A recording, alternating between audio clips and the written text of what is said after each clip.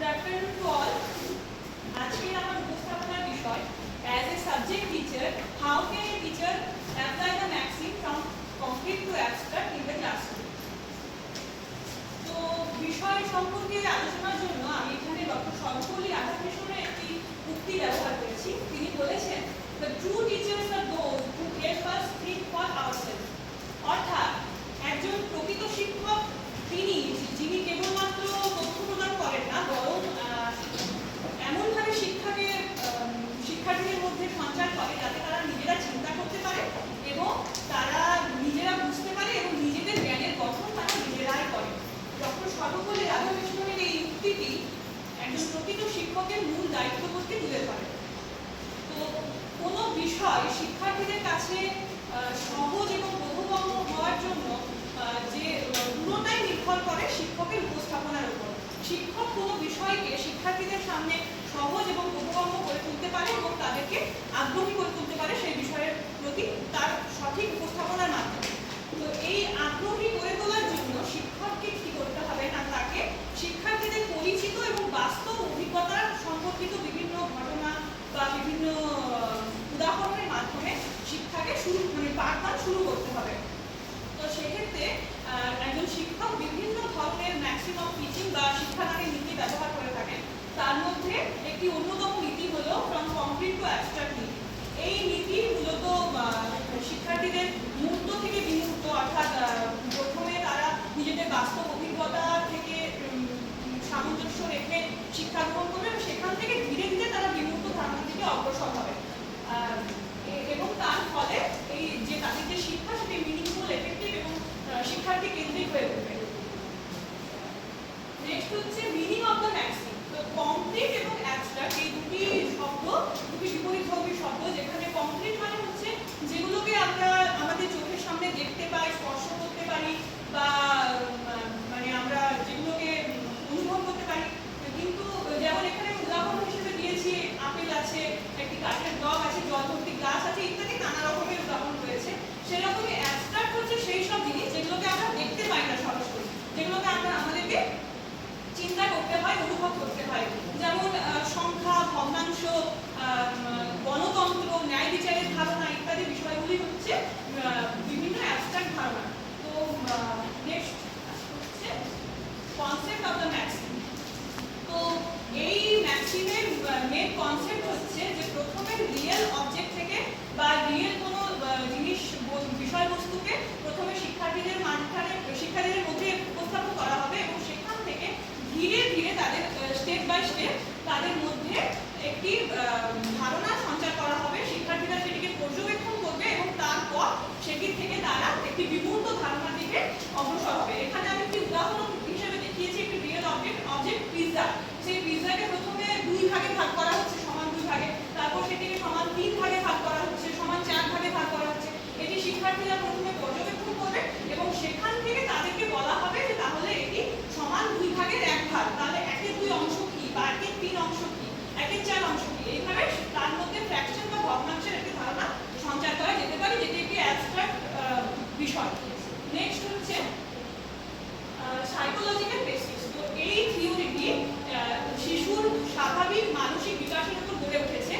এই মনোবিজ্ঞানীদের মতে শিশুরা প্রথমে বিভিন্ন ইন্দ্রিয়ের মাধ্যমে শিক্ষা গ্রহণ করে, অর্থাৎ তারা প্রথমে দেখে, শোনে, বিভিন্ন জিনিসকে স্পর্শ করে, বিভিন্ন অভিজ্ঞতা থেকে, বিভিন্ন বাস্তব অভিজ্ঞতা থেকে তারা নিজেদের মধ্যে একটি ধারণা সঞ্চার করে এবং তার সাথে বিভিন্ন ধারণা মানে একসাথে মিলিয়ে তারা আস্তে আস্তে ধীরে ধীরে জিনিসকে বুঝতে শেখে এবং তাদের মনের মধ্যে একটি ধারণা সৃষ্টি করে এবং এইভাবে আস্তে আস্তে বাস্তব থেকে বিমূর্তের দিকে তারা অগ্রসর হয়। এরপর হচ্ছে রোল অফ সাবজেক্ট টিচার। তো শিক্ষাক্ষেত্রে শ্রেণীকক্ষে এই ম্যাক্সিম ব্যবহারের ক্ষেত্রে একজন শিক্ষকের গুরুত্ব হচ্ছে সবথেকে গুরুত্বপূর্ণ। শিক্ষক বিভিন্নভাবে এটিকে শিক্ষাক্ষেত্রে ব্যবহার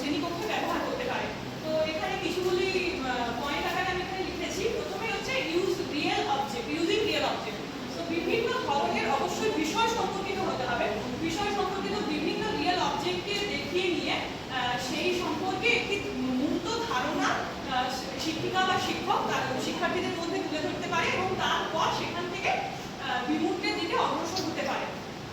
তাছাড়াও use of models and teaching এর বিভিন্ন ধরনের মডেল, চার্ট বা কোনো গ্লোব, ম্যাপ ইত্যাদি ব্যবহার করে শিক্ষক কোনো একটি বিষয়কে শিক্ষার্থীদের কাছে আরো আকর্ষণীয় এবং আগ্রহী, শিক্ষার্থীদের আরো বেশি আগ্রহী করে তুলতে পারে।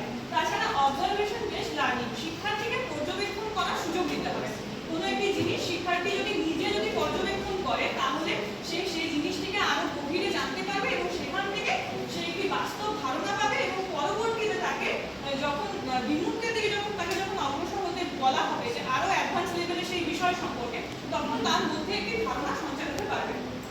এছাড়াও ডেমনস্ট্রেশন মেথড, বিভিন্ন ধরনের পদ্ধতি, মানে বিভিন্ন ধরনের বিষয় সম্পর্কিত কোনো জিনিসকে যদি শিক্ষার্থীদের সামনে যদি তুলে ধরা যেতে পারে, যেমন যদি অ্যাসিড ক্ষারের কোনো চ্যাপ্টার যদি পড়ানো হয়, অ্যাসিড ক্ষার চ্যাপ্টারটা সায়েন্সে, সেক্ষেত্রে বিভিন্ন ধরনের টক জাতীয় ফলের যে রস, যেটা অ্যাসিড যার মধ্যে রয়েছে, এবং লবণ, জল, এই ধরনের ক্ষার জাতীয় দ্রব্য, সেগুলিকে যদি লিটমাস পেপারের মাধ্যমে যদি পরীক্ষা করে যদি দেখানো যেতে পারে শিক্ষার্থীদের কাছে, তাহলে তারা সেখান থেকে একটি বাস্তব ধারণা তৈরি করবে যে নীল লিটমাস লালে পরিণত হচ্ছে অ্যাসিডের ক্ষেত্রে এবং লাল লিটমাস নীলে পরিণত হচ্ছে ক্ষারের ক্ষেত্রে। তো সেখান থেকে তাদের মধ্যে একটি অ্যাসিড এবং ক্ষারের একটি ধারণা তৈরি হবে।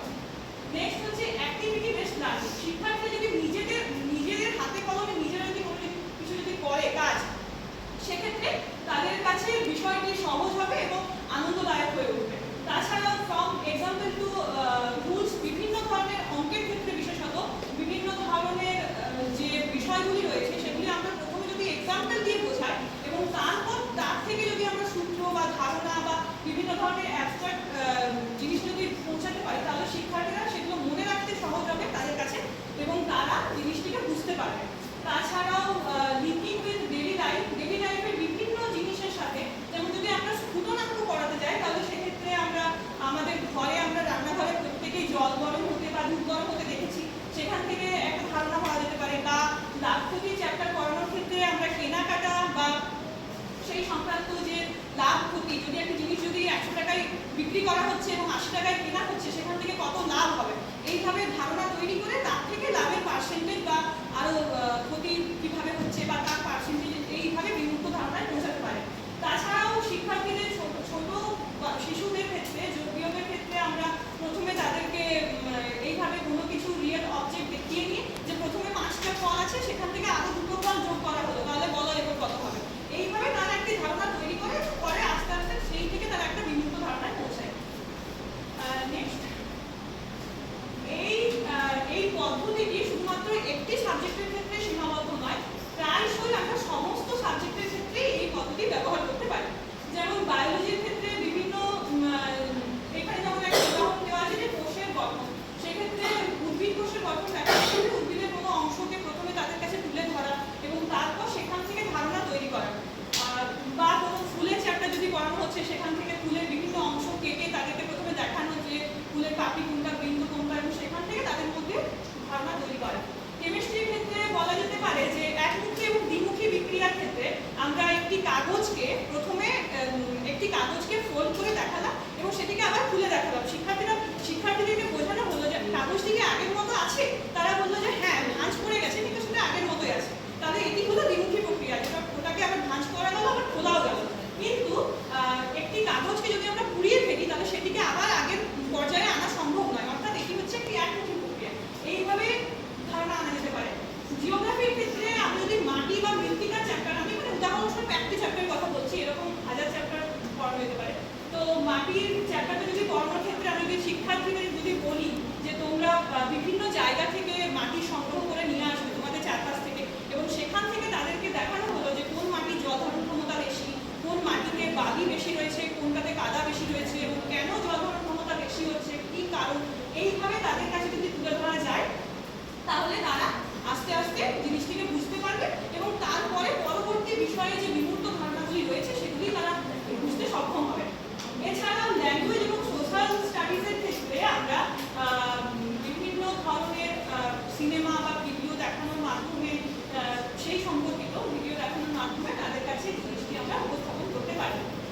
তাছাড়াও ফিজিক্স এবং ম্যাথের ক্ষেত্রেও বিভিন্ন ধরনের জিনিসটিকে তুলে ধরতে পারি। নেক্সট হচ্ছে মেরিটস বা অ্যাডভান্টেজ। তো যেহেতু এটি একটি হাতে কলমে শিক্ষার্থীরা নিজেরা এর মধ্যে ইনভলভ থেকে শিখছে, তাই জন্য শিক্ষা এখানে ইজি এবং আন্ডারস্ট্যান্ডেবল হয়ে ওঠে। তারা সহজে জিনিসটিকে শিখতে পারে এবং তাদের বোধগম্য হয়, ফলে তাদের যে বিষয় সম্পর্কিত যে কনসেপ্ট রয়েছে সেটি ক্লিয়ার হয়। ফলে তাদের ইন্টারেস্ট এবং মোটিভেশন তাদের মধ্যে তৈরি হয় এবং বিষয়ের প্রতি তাদের মনোযোগ তৈরি হওয়ার ফলে তাদের অ্যাক্টিভ পার্টিসিপেশনও বৃদ্ধি পায়। এর মাধ্যমে বিভিন্ন ধরনের দক্ষতা, যেমন problem solving, creativity, critical thinking, logical reasoning ইত্যাদি নানান ধরনের যে দক্ষতাগুলি রয়েছে সেগুলি শিক্ষার্থীদের মধ্যে আরও বেশি করে বিকশিত হওয়ার সুযোগ পায়। শিক্ষা হয়ে ওঠে মিনিংফুল এবং লং লাস্টিং। আর বাস্তব জীবনের সাথে শিক্ষাকে তারা সামঞ্জস্য রেখে এবং বাস্তব জীবনের সাথে লিঙ্ক করে তারা এটা করতে পারে। সব নীতির মতো এই নীতিরও কিছু ডিমেরিটস বা সীমাবদ্ধতা রয়েছে, যার মধ্যে সব থেকে প্রথমে যেটি আসছে সেটি হচ্ছে যে সব সাবজেক্টকে আমরা এই থিওরির এই ম্যাক্সিমের মাধ্যমে পড়াতে সক্ষম হব না। কেননা যেমন ল্যাঙ্গুয়েজের কোনো কবিতা যেটা কবি হয়তো কল্পনা করে লিখেছেন তার কল্পনা থেকে, সেটা হয়তো সব ক্ষেত্রে আমরা বাস্তবভাবে হয়তো আমরা সেটাকে শিক্ষার্থীদের কাছে সেটাকে আমরা তুলে ধরতে পারবো না। তাছাড়াও ম্যাথমেটিক্সের ক্ষেত্রে 11-12 বা হায়ার স্টাডিজের ক্ষেত্রে বেশিরভাগ জিনিসই হয়ে ওঠে অ্যাবস্ট্রাক্ট। সেক্ষেত্রে বাস্তব উদাহরণের মাধ্যমে সেটিকে শিক্ষার্থীদের কাছে তুলে ধরা সম্ভব হয় না। এছাড়াও টিচিং এর সবসময় সহজলভ্য না হওয়ার কারণটাও একটা বড় কারণ, যে শিক্ষার্থীদের কাছে সবসময় হয়তো শিক্ষক সেই সহজলভ্যভাবে হয়তো সব টিচিং এর হয়তো তুলে ধরতে পারছে না, যার জন্য এটা একটা সীমাবদ্ধতা হয়ে ওঠে। তাছাড়াও যে এটি একটি টাইম কনজিউমিং প্রসেস, যার ফলে সিলেবাস শেষ করার ক্ষেত্রে অনেক সময় এটি একটি বাধা হয়ে দাঁড়ায়, যে সিলেবাস সময়ে শেষ করা যায় না। তাছাড়াও বড় শ্রেণীকক্ষে সব শিক্ষার্থীকে এই ম্যাক্সিমের মধ্যে ইনভলভ করা সম্ভব হয়ে ওঠে না অনেক সময়। এটা একটা কারণ। দক্ষ শিক্ষকের অভাবও এর একটা কারণ। নেক্সট হচ্ছে কনক্লুশন। হ্যাঁ, কিছু ডিমেরিটস বা লিমিটেশন রয়েছে, কিন্তু সেই বাধাগুলিকে অতিক্রম করে যদি